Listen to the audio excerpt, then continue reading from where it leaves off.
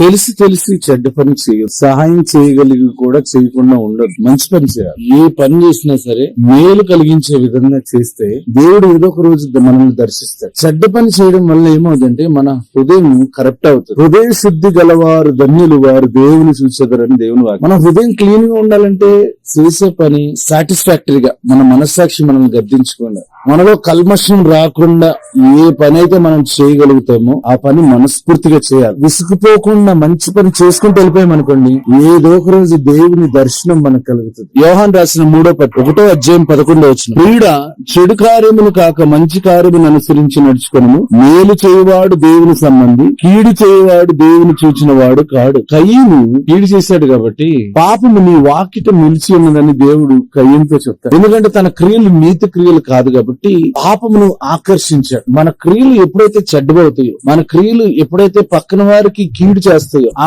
క్రియల వల్ల మనము పాపాన్ని మన జీవితంలోకి ఆకర్షిస్తాం. పాపం మన జీవితంలోకి వచ్చి కూర్చుని ఆ పాపానికి జీవితమైన మరణాన్ని అనుభవించేలాగా మన జీవితాలని మార్చేస్తాం. ఏ పని చేసినా సరే మంచి పని చేద్దాం. ఏదైనా పొద్దున్న లేచినప్పటి నుంచి రాత్రి పడుకునే వరకు చేసే ప్రతి పని మన హృదయం మీద మంచి దృష్టిని తీసుకొచ్చే పెట్టే విధంగా ఉండాలి. కల్మషం తోచుకోండి. ఎప్పుడైతే హృదయ శుద్ధి కలిగి ఉంటామో, క్లీన్ హార్ట్ తో ఉంటాము, దేవుని దర్శించుకోగలుగుతాం. అందుకని హృదయ శుద్ధి గలవారు ధన్యులు, వారు దేవుని చూచెదరు. అసలు దేవుని చూస్తే లెక్కలు ఎలా ఉంటాయి చెప్పండి? జరిగే కార్యాలు చాలా అద్భుతంగా ఉంటాయి. కాబట్టి ఈ రోజు నుంచి మన క్రియలు మంచి క్రియలుగా ఉండును గాక. God bless you.